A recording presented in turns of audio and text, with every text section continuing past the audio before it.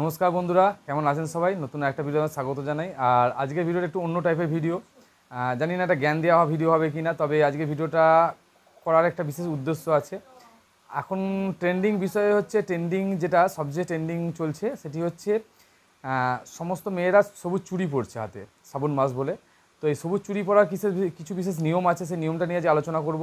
আর আমি সবুজ চুড়ি কেন আজকে হঠাৎ করে এই ভিডিওটা করতে গেলাম, কারণ সবুজ চুড়ি পরে অনেকেই ভুল কাজ করছে দেখছি।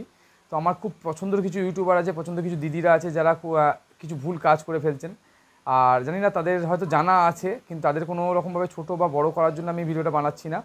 আমি ওনাদেরকেও বলতে, এবং যারা আবার পড়ছেন ওনাদের দিকে তাদেরকেও বলতে চাইছি যে সবুজ চুড়িটা পরার বিশেষ কিছু নিয়ম আছে, অবশ্যই সেটা পালন করতে পারলে তবেই আপনি সবুজ চুড়িটা পরুন, নইলে কিন্তু মহাদেব রুষ্ট হতে পারে।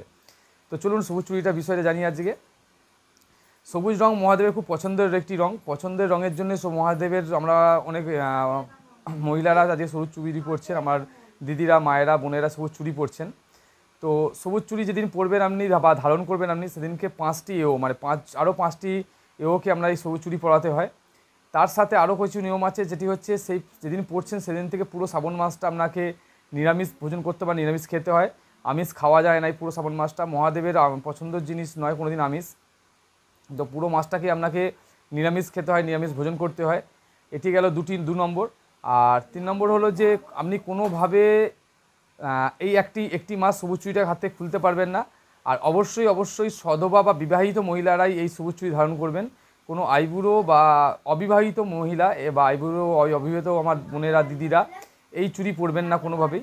এই চুড়ি পরার নিয়ম কিন্তু নয়। এই চুড়ি কোনোভাবেই আইবুড়ো মেয়েরা বা যাদের বিয়ে হয়নি এরকম কোনো মা দিদিরা, বোনেরা, দিদিরা এই চুড়ি পরবেন না। তো আমি যারা সবুজ চুড়ি পরছে তাদের উদ্দেশ্যে আরেকটি কথা বলবো, যে আপনারা সবুজ চুড়ি পরছেন, অবশ্যই যারা পরে ফেলেছেন তাদেরকে বলবো যে আপনারা এই ভুল কাজটা কোনো সময় করবেন না, যে সবুজ চুড়ি পরার পর আপনারা আমিষ খাবেন, মানে মাছ মাংস জাতীয় কোনো খাবার আমরা খাবেন না। পেঁয়াজ রসুন যেগুলো আমরা আমিষ মনে মানি আমরা বাঙালিরা, সেই জিনিস আমরা খাবেন না। অবশ্যই পুরোটাই নিরামিষ খাবেন, নিরামিষ ভোজন করবেন পুরো একটি মাস। আর কেননা আমরা দেখুন, মহাদেব হচ্ছে খুব শান্ত একটি ঠাকুর বা দেবাদিদেব মহাদেব, উনি খুব শান্ত, কিন্তু উনি রেগে গেলে তার চেয়ে খারাপ কিছু হয় না। আর মহাদেব যদি আজকে আপনি যে সবুজ চুড়ি পরছেন উনি যদি রুষ্ট হন, তাহলে ফ্যামিলির ক্ষতি হতে পারে, ফ্যামিলির খারাপ হতে পারে, বা আপনার প্রিয় আত্মীয়র কোনো খারাপ হতে পারে। অবশ্যই মাথায় রাখবেন, এটা কি মাথায় রেখে তারপর ধারণ করুন সবুজ চুড়িটা। যদি মানতে পারেন তবেই পড়ুন, না হলে পড়বেন না। আর যারা পড়ে ফেলেছেন তারা কোনোভাবেই এই সবুজ চুড়িটা খুলবেন না।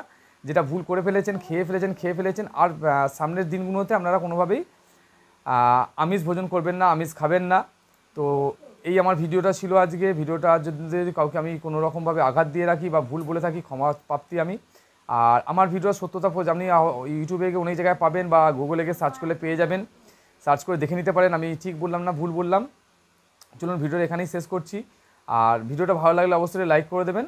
আর কিছু ভুল বলে থাকলে অবশ্যই কমেন্ট করে জানাবেন, ভুল বা ঠিক বলে থাকলে কমেন্ট করে জানাবেন। ভিডিওটা এখানেই শেষ করছি। বাই বাই, দেখা হচ্ছে আবার নতুন একটি ভিডিওতে।